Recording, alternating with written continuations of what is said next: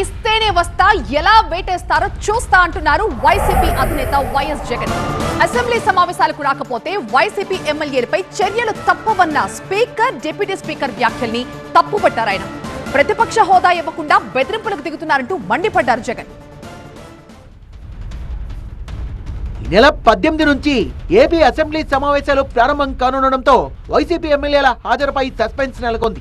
ప్రతిపక్ష హోదా ఇస్తేనే అసెంబ్లీకి వస్తామని వైసీపీ ప్రకటించడం సరికాదన్నారు స్పీకర్ అయ్యన్న పాత్రుడు. ప్రతిపక్ష నాయకుడు హోదా ఇస్తే అసెంబ్లీకి వస్తాం అని నేనేం చేస్తానయ్యా? నాకున్న రూల్స్ ప్రకారంగా నీకు సరైన నెంబర్ లేదు, కావాల్సిన నెంబర్ లేదు, భగవంతుడు నీకు ఇవ్వలేదు, కేవలం 11 వచ్చాయి. అయ్యన్న పాత్రుడు ఇవ్వచ్చు అంటాడు.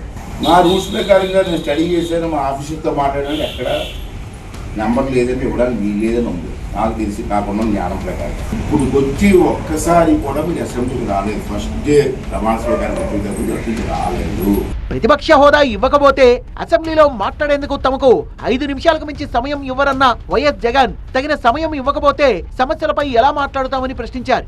ఉన్నది ఏకైక ఒకే ఒక్క పార్టీ ప్రతిపక్ష పార్టీ. కనీసం మల్టిపుల్ పార్టీస్ అన్న అపోజిషన్లో ఉన్నాయంటే అది లేదు. ఉన్నది ఏకైక ఒకే ఒక్క పార్టీ ప్రతిపక్షం.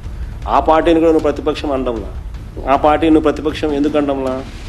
ప్రతిపక్షం మనం అన్నావు అనుకో, ఎంతమంది ఎమ్మెల్యేలు ఉన్నా కూడా ఆ ప్రతిపక్షానికి ఒక నాయకుడు అనేవి ఉంటాడు. ఆటోమేటిక్గా ప్రతిపక్ష నాయకుడు అవుతాడు. ఆటోమేటిక్లీ ప్రతిపక్ష నాయకుడు అయినాడు అని అంటే ఆయనకు నువ్వు సభా అధ్యక్షునితో సమానంగా మైక్ ఇవ్వాల్సి వస్తుంది. అది ఇవ్వడం నీకు ఇష్టం లేదు కాబట్టి అసలు ప్రతిపక్షమే లేదంటున్నావు. అసలు ప్రతిపక్షమే గుర్తింపు ఇవ్వడం అంటున్నావు. జగన్ అసెంబ్లీకి రాకపోతే ఆయనపై అనర్హత వేటుపడుతుందన్న డిప్యూటీ స్పీకర్ రఘురామ వ్యాఖ్యలకు కౌంటర్ ఇచ్చారు జగన్. మాకు కొన్ని రూల్స్ ఉన్నాయి. 60 రోజుల పాటు ఆయన అసెంబ్లీ సమావేశాలకు రాకపోతే ఆటోమేటిక్గా అది మా చేతుల్లో కూడా ఏం ఉండదు. ఆటోమేటిక్గా ఆయన డిస్క్వాలిఫై అయిపోతారు. ఇంచుమించు ఒక 37 రోజులు ఎంతో మధ్యలో ఎప్పుడు ఫస్ట్లో ఆయన వచ్చారు కాబట్టి ఒక 3 రోజులు తగ్గినాయి.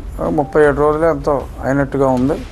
మరి ఈ సమావేశాలు తర్వాత సమావేశాలు కూడా మరి ఆయన రాకపోతే మొన్న పులివెందులు ఏదో బై ఎలక్షన్ వచ్చింది కదా, అలాగే పులివెందుల అసెంబ్లీకి కూడా బై ఎలక్షన్ వచ్చే అవకాశం ఉండొచ్చు. అల్టిమేట్గా డెమోక్రసీ అనేది ఉంది. వీళ్ళు ఇష్టం వచ్చినట్టుగా, వీళ్ళు బుద్ధి పుట్టినట్టుగా వీళ్ళు ఇష్టం చేయలేదు.